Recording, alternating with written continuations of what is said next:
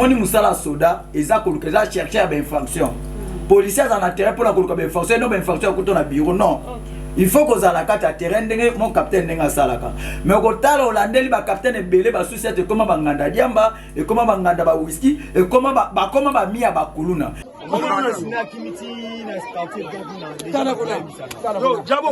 soki ezalaki na époque ya ba général o bazalaki mitema malamu lokola kanya malaya azalaki mais peut-être a changé un peu déjà fonction wana mais ba général tozala bango tour o to monata ndeko na biso abetaka nani ana mumbele masasi ben Saddam lelo peut-être ba ki parla bango pété mboka ezotambola mabe komema biso na distraction de père et de mère parce que papa ba Jean-Pierre Bemba sala ba compagnie na mboka ba congolais belé ba vivre na ba compagnie ba Bemba tia ko la congolais ti. Bonjour à tous nos téléspectateurs et internautes de Sion du Congo Télévision. Je suis Doriana, la fille intelligente dans l'émission Nabino Parlons-en. Bonjour Nakabuya, bonjour Nabalandi Bonso. Il y a Océan du Congo, nous partout dans le monde. Vous informer, c'est notre devoir de Kolombate, Kosola Nabino, Maïmatali et Kolo Congo. L'actualité à Kosola vraiment, Ezali Ebele à travers cette émission. Tokobatanama Bapoko, il y a Cardinal Ambongo Alobaki par rapport à Lolenge Mboka Eza Sambola, Fridolin Ambongo Alobi.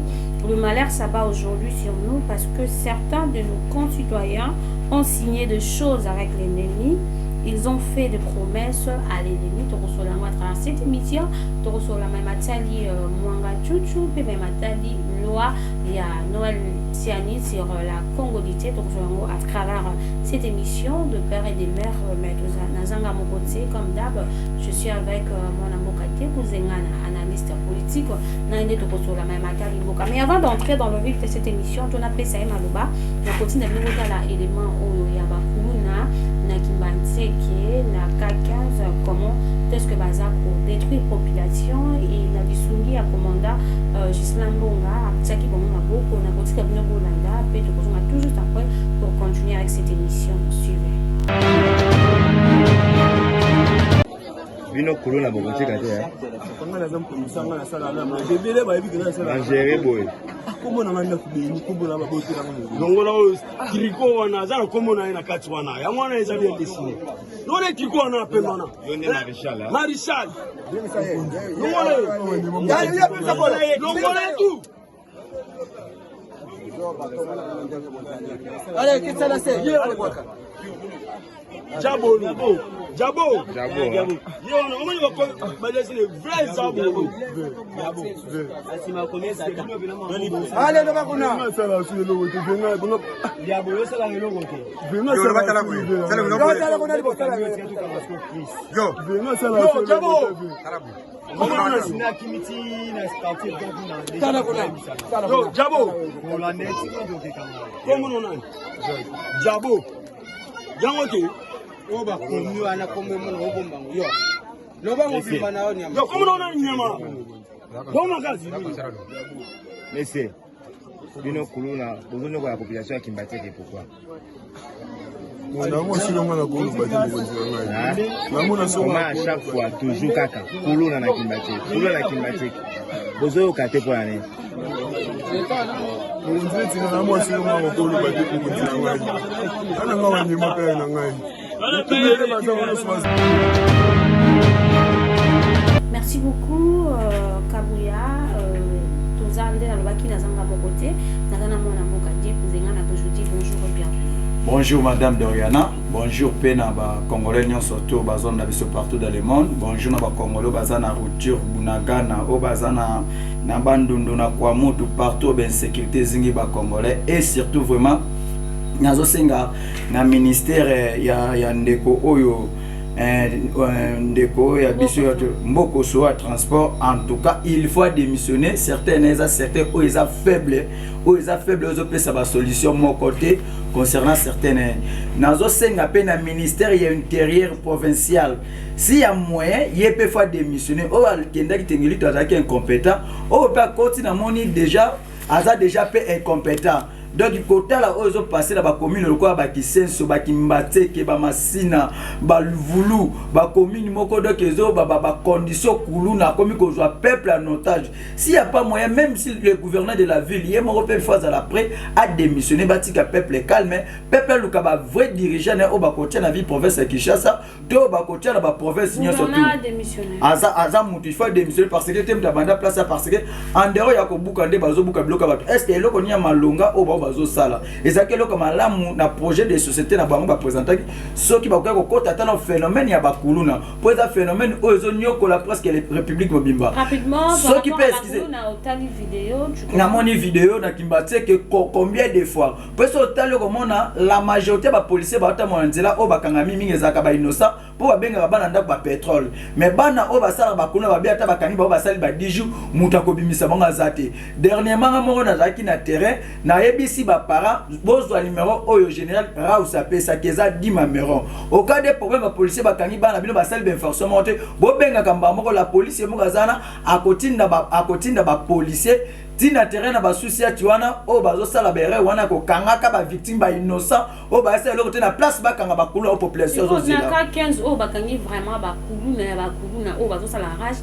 population zo sepela alobi ba kende bulu o lobani d'abord on a ba soldat o ba sala musala na milieu ya Kimbateke na kati kuna vraiment insécurité courant ezate mais ba soldat baza ko se risquer ba kulu na de fois bazo attaquer ba soldat mais il faut quand même leur travail na ba toujours na lisungi ya mo capitaine Gislain Mbonga ba image ezali bandeko ba kota lokolo banini d'abord na condition à la d'abord on a sepelaka na musala ndenge ndeko Gislain da sala kuna na niveau ya campem na Kimbateke en tout cas ça homme du terrain au moni musala soda eza ko luka chercher ba infraction policiers dans la terrain pour la koluka ba infraction non ba infraction ko to na bureau non il faut que za la carte à terrain ndenge mon capitaine ndenge salaka mais ko tala olandeli ba capitaine belé ba société comment ba nganda diamba et comment ba nganda ba whisky et comment ba mia ba kuluna mais na mona ka chaque fois vraiment na Kimbateke azaka terrain ouais vraiment la zone c'est la ke ba fleur ozomona soki azalaki na époque ya ba général o ba daki mitema malamu lokola kanya malaya azalaki mais peut-être a changé un peu déjà fonction ana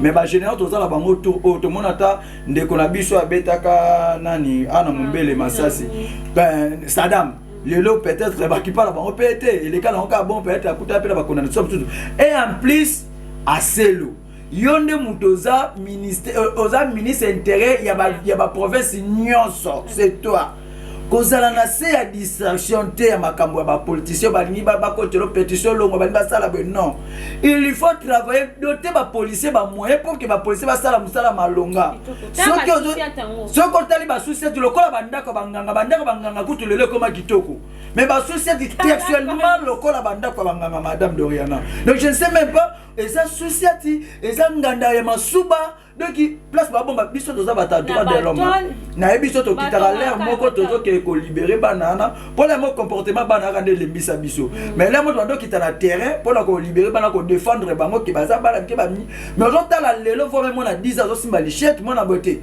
l'état ça musulman bon bongisela nde ba policier on a ba condition voire même ba moyen pour tous la plupart il y a des policiers mina bango ce sont des kuluna mais en tout cas merci na capitaine Justin a continuer comme ça la bonne senga pour aussi à moyen batindi ata na mo ambato na commune Kisenso parce que ba o baza kuna vraiment de ma part na zo mona loko bazo sala te.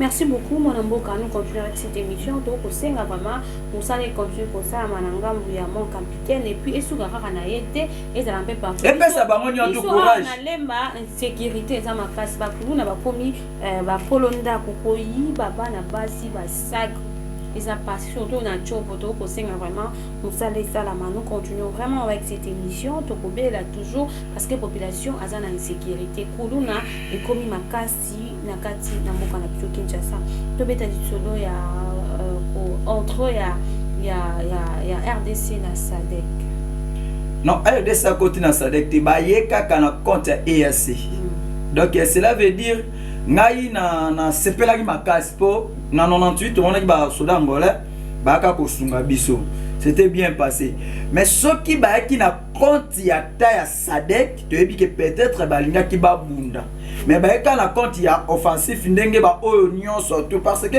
le long de ya ville à Kinshasa ville oyo ezana ba militaire belé eza ville à Goma okuta kuna Monisco okuta kuna EAC, okuta kuna FRDC, okuta kuna armée ougandais, okuta kuna armée Kenya, okuta kuna armée burundais, okuta kuna armée Soudan, lelo ba bakse biso sans oublier le ba bakse biso bangola, armée angolaise.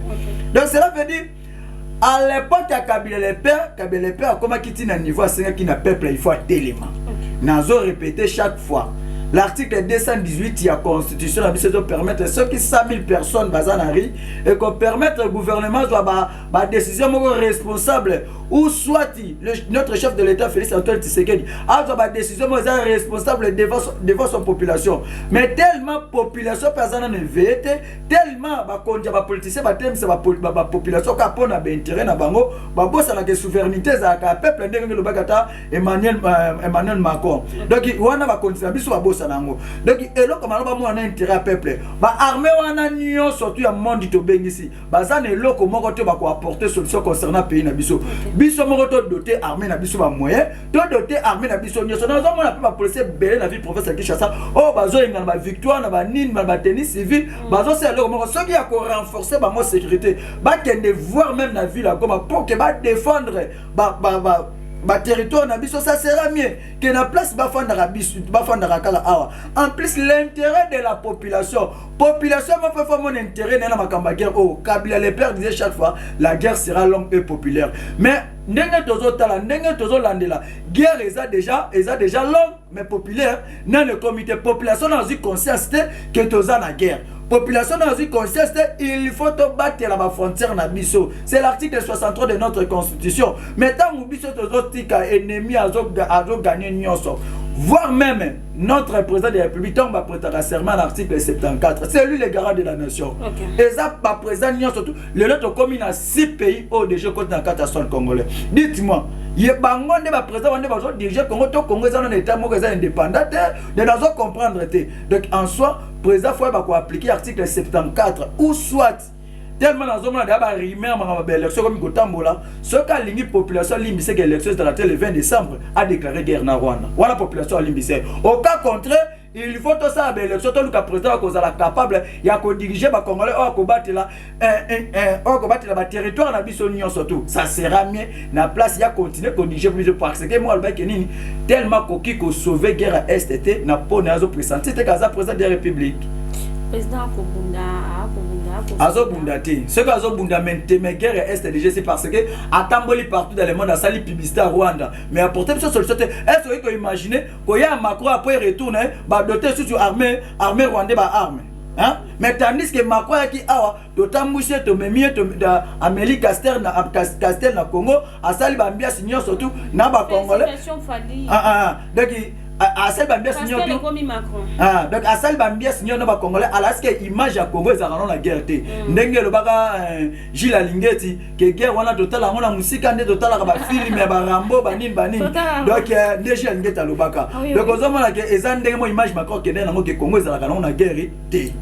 Merci beaucoup mon amoka, je crois que le message est akoleka, nous devons continuer la mission na biso to beta Maimachali président Bosso a promettre et soumettre proposition et réforme sur loi il y a de père et de mère sur loi sur la congolité moi na poko par rapport à ngo ba de comme ça le bi ba ça nous ça pour barrer Moïse Katumbi les chaînes. Non bah ça c'est comment déjà impossible réellement ce qui Moïse a congolais et ça déjà impossible parce que Moïse a déjà gouverné dans Mboka Oyo, Moïse a déjà député dans Mboka Oyo, donc c'est une simple distraction où eux ça bien organisé. Au moins écrit qu'abat moko de konabisi américain Noël Chani, de konabisi a député dans les ting impululu, ou a PC ou ça mboso qui azara ce qui différente et peut autant que les bandes peut PC sous ciné et là comme alonga peut ça la quoi. Mais là on malama kwa ko landela ngwana ting. Ting impululu tika la distraction ya nani ya Noël Chani. Alors ils sont pour rien, on risque on perd vraiment pauvre voix dans aujourd'hui ceux qui en 2018. Donc on risque pour perdre place dans l'Assemblée nationale sans qu'on continue qu'on la loi il y a des pères et des mères parce que le chef de l'État Moukaza a besoin de cohésion nationale. Au moment où le pays déjà ça n'a pas balkanisation, bien besoin de ramener encore les Congolais dans la distanciation et ça va dans ma colo. Donc il y a la conseil vraiment la bango. Ce va Monica côté la distanciation, à côté la distraction. Mais ceux qui a Monica a besoin de l'électeur, n'est pas l'électeur va voter par député et ça va ensemble bazali bazali, batu ya MLC bazali, batu ya IDPS bazali, il suffit qu'à linga c'est pour la conviction politique non. Ce qu'on a dans de Kochani Soukanae à aux États-Unis d'Amérique parce qu'il était aussi interpellé par rapport à Louana, Balobia des zones. Ah, des zones de Namboka. Donc, et là on a aussi un de coaching pour l'année là courant. Courant baby na ville province à Kinshasa, courant baby na RDC, banda ba tchakon banda ba pesa ko fonctionne. En tout cas, ça est le côté aux alaka de Anassinel, n'a pas la rappelo. Aux alaka de Anassinel, bazongi sur quand on rappelle à Mboso. Les na kosenga na onde landela makamba courant, landela makamba au peuple atindela ou soit landela makamba ba école na yo. Landela école na école na ofuta ba enseigner salaire bien, ndengo za $21,000 au salaire faut enseigner mon école non, à combien temps na $1,000 et cause le comme alam. Ou soit le ko balkaniser école na école tata na l'état. Na place au côté na distraction, ya Noël Chani au azana américain kala mingi te bande ko pe atindela que déjà plainte. Il faut que au samba kuna donc mboka ezotambola mabe ko mema biso na distraction de père et de mère parce que papa ba Jean-Pierre Bemba sala ba compagnie na mboka ba congolais belé ba vivre na ba compagnie ba Bemba tia ko za la congolais ti papa na ba qui portugais maman na za qui congolais c'est ça ba évoluer qui payer et fanda qui bien tika ba congolais ba fanda calme yo zonga na États-Unis o eza mboka na yo o bande ko ba américain ba tinelo voir même plainte que ko samba que ko samba loko ni o zo luka la carte République démocratique du Congo. Merci beaucoup. Nous continuons avec cette émission. Tout le monde Matali Fridolin Ambongo par rapport à Mboka Nabiso, tout le monde cardinal à lobby. Mboka Tova pour souffrir parce qu'il y a eu des Congolais qui ont signé un contrat na ba ennemi. Voilà pourquoi tu commune à niveau de criminalité. D'abord, na félicité papa Fridolin Ambongo. Moni le barango abe Blaise. Que l'église jamais là na côté la majorité, l'église là toujours na côté opposition. Donc il y a des coups de cas musika te tu peux dans zonga ba Mobutu ba Kasavubu ba Lumumba ba histoire na bango nyonso to Kabila les pères to bandaka awa le 29 6e mois 2019 nana benga Kagame za partenaire na ba accord ni ORDC signé ki na Uganda ba accord commerciaux. Et c'est le cas qui n'a parlement. Le lot moni na kati ya ba assemblée Angola, assemblée nationale Angola. Avant que ba militaire na ebaya. To moni ke ele ki na kati assemblée ba traiter dossier. Après ba ba libérer ba soldats na bango. Mais oya biso ba corps o esalaka awa. Oya biso ba corps o ele kana Congo. Voire même accord à EAC le cas na kati assemblée nationale té. Donc mboso nda fanda kana ebi contenir accord ni té président qui se signé na ba partenaire na EAC. Donc déjà babiloko wana nyonso to la cardinal bi clair tous hommes ba ennemi to liana ba ennemi bangonde nyonso to sara ba ennemi to signa ba accord biso moko to moni on kabia les pères tonga aki na banane aki na bato signer ba accord to moni président qui se dans la pouvoir avant continuer ko signer ba accord déjà ceux qui si payer ça na kata mboka na bino déjà probablement to kaske ba bima la facilité ebi combien ba liaka Monisco déjà pamba aliaka même bon soit à hauteur que le Bélango lors il y a rentré parlementaire que bah il y a ces bas comme ça musalate c'est nul bakende c'est-à-dire que dossier ana iko sur la assemblée nationale bah il y a ces bas OK non iko sur l'assemblée nationale sur lequel la carte assemblée nationale en sur lequel la carte assemblée nationale donc les a corps moko bidon donc entre deux personnes va signer la bango ozomona mais soit des alaki que et les habitants sur les cas qui na canal il y a Union africaine to na canal ni donc ngala ko senga ba corps union surtout faut la respecter na mboka na biso il faut les carte ensemble yango moni chaque fois toujours tikara na ba problème pour président o ko na 2023 to ko na 2028 akoluka ko kuta ba même erreur oyo akoluka pas ça la continuité ya ba corps ne to luka to comme ça assemblée nationale te le la caisse de résonance ya mboso a résonera makambu na na ndenge na ke a eza place ya mibali ngape na za mobali non eza la place oyo eza deuxième institution ya kata mboka to me ko pesa moi ba valeur nango donc ndé cardinal lobby to me ka un peu ko tala ba corps ni to signer ki na ba ennemi ba mbonga ba ennemi ni to zoki ba donc nyonso to presque to vivre na Congo eza ba ennemi parce que Macron peut a rappeler ki biso souveraineté sur le plan militaire sur le plan sécurité sur le plan administratif to zo monango on a barimé il y a ceux qui m'ont chuchu aux tambola pour les salles on sentait vraiment que c'est un pays déjà balkanisé mboka déjà kufa donc le retire quand mboko mamba ko détourner. Merci beaucoup. Notre pays érodique à la restera un et indivisible. Espérons. Et Kabonate. mboka na biso kabana te Congo loka makasi Congo ko sauver famille mobile ba dirigeant Karande toujours que vraiment na suka ya mission na biso.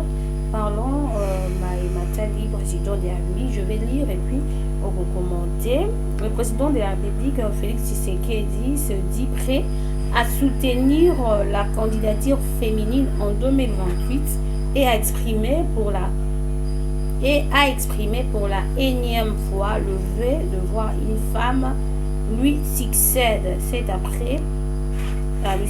après ces 2 mandats à la tête de la RDC. Président Félix Antoine Tshisekedi à la convention sur 2028-2025 aux Arabes président Fatih Béton et Azara les Senghor et à côté qui est la moitié dans c'est-à-dire 2028 une femme a succédé donc c'est assuré de moniper dans le sondage 40% des GP pour le président Fatih Béton. Dernièrement, déjà, on a sur Madame Doriana, le sondage à 10e, il y a un sondage à peuplé. Quand on a le deuxième mandat, il y a obligatoire qu'il faut renouveler. Non. Il faut avoir la confiance à la population. La population peut se faire confiance. Moi, je souhaitais que nous pensions à ce que la moi si pouvoir en 2023. 28. Non, 2023. Ce qui a montré que en 2023, moi, je préféré, alors que déjà, moi, je suis à côté de la pouvoir. Dorian Bozana, pourquoi pas que nous pouvoir? Nous avons souhaité que tour maman. Totalement. De la femme bonne fête à tous les moments. Moi, je souhaite. 2028. Je souhaite passer à la 2023 parce que mi bal déjà là c'est que tu as un mauvais gestionnaire. Donc quand la gestion passe on a beaucoup ya basi. 2023 tant élection au Salama à ça l'effort. Pour de ma part sur Nazaki n'a postulé souhaiter parce que si tout le plan n'a pas plan surtout et ça ben chèque ba chaos ça partout. À l'analyse ou bilan un chef de l'État. Donc il y a un chef de l'État. Moi, je suis tourmenté mon client, vrai rebelle, un député, ou à autant à balayer, n'importe à Kabila. Bon, n'importe à Kabila, rebelle. Côté, c'est ma belle, moi, je suis vraiment aux yeux de tous. Nous sommes en taille forte et après. Moi, tout ce qui va gagner. Bakangi pour asala aner na landele na ba trafic na sara asa emote dans la liste des gens de comme belé yango na lobi manga tu as ba photo mso ka c'est un grand opérateur économique asa ba photo mso ka ma chef de l'état ngalo nga zo souhaiter asala ndé fort na 2023 basa la remise et reprise dans la mois si ndenge promesse nezali na place que ya luka qui a continué encore mandat pour akoluka pour en soi côté la président Félix attend au PC deuxième mandat à quoi apporter qu'elle le remonte. Tes budgets les acamari de nuit. Budget à Congolais vaut maintenant dans vivre la budget à 4 milliards à Kabila que na vivre la budget à 16 milliards à Félix.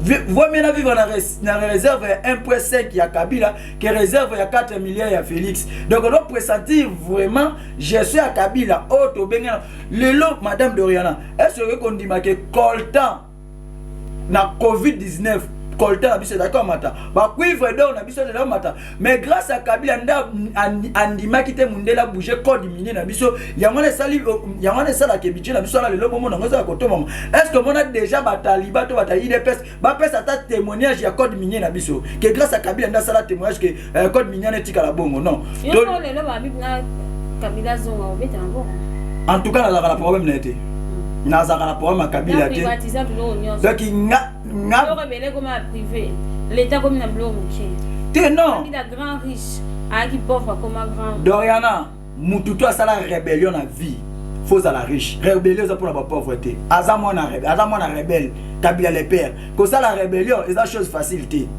faut à la mbongo donc il wana ça ko joie pe mutu o aye na ba bot abimisi bino ba président république a organiser des élections à la bimisi pe président o awuti na carte opposition a PC mandat à le président devant population na za mauvais gestionnaire. Vous comprenez? Parce que boto zonga na makasi biso Kabila wana mutu mabe atiki armée congolaise na 8e position bino batu malam boye directement au commissaire armée congolaise na 11e position mutu mabe atiki dollar na 16,000 francs congolais bino boye dollar komi kota na 4 fanda banda 23,500 zongi sabwe wana mutu mabe Kabila siko bino na oya bino bosali ni est-ce qu'il y a des en plus ça bolo ba gratuité PDG bana n'importe Kabila tellement la différence professionnelle biso mona que gratuité DG bana ko résister aboya kande ko rendre yango na RDC ba contenu ya bekolo to ande kozala ke to ngama auto ki na dossier ya matata pono ezali to ki na ba dossier musu ngama ya marqué moi ministre ya enseignement à l'époque. Merci beaucoup madame Mboka. Donc tozwaka kaka te basens négatif ya Kabila yango koma non eza question ya kabiliste te mabe na bino bajournaliste ya IDPS bozala soki bato bazolo ba vérité ekomi ke o oza muta Kabila non tozobeta nde baréalité non omona lelo bakangi mwana chute bato ebele baza d'accord il faut ça la prison il faut tanga nazoka pe déjà bazobundela na bakuzu kapa bato union sacrée bapesa liberté provisoire mais muto c'est pas même pas moins un mois pas malakata prison liberté provisoire na ils a déjà rejeté et ça qui rejeté nani suso na yo ki susu na atundu wala ke union sacrée bozo bato bazala baleko bolere na mwenga mkopela comme président de stabilité ya bayi politicien tozomona ngo non le problème rezani ana Congo te batena na la socialiste na za démocrate na za républicain na za boleko mona opposant basanga na républicain basanga na démocrate toza en classe politique moko médiocre désordre les classes politiques ya ba congolais eza désordre donc to kosenga na chef de l'état tellement lobi qu'il fatigue la moitié pouvoir na on a do senga na 2023 à ça la passation de pouvoir na mwana moitié et vous allez le comme là. Merci beaucoup Mboka donc comme la suka amo na ba téléspectateurs on va kolanda yo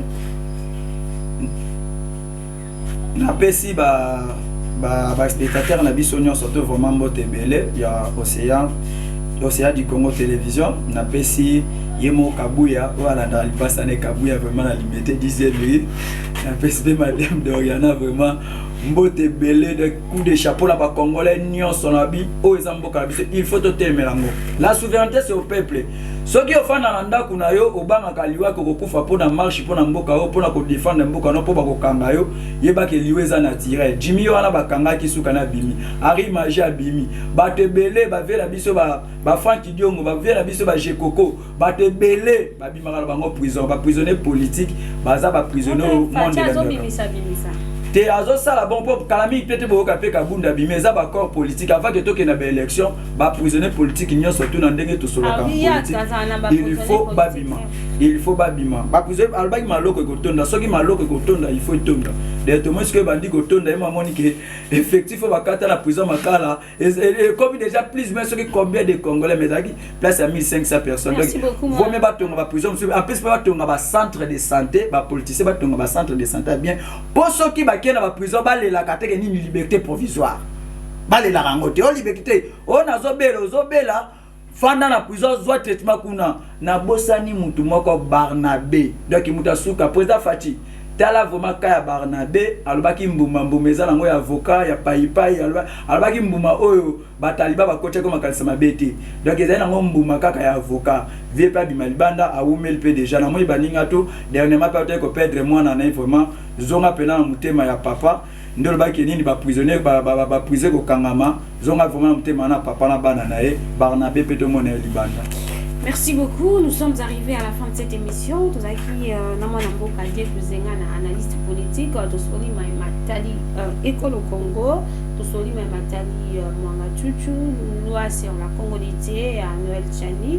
Tosoli Maëvélé à travers cette émission situation sécuritaire. Donc vraiment Nasuka.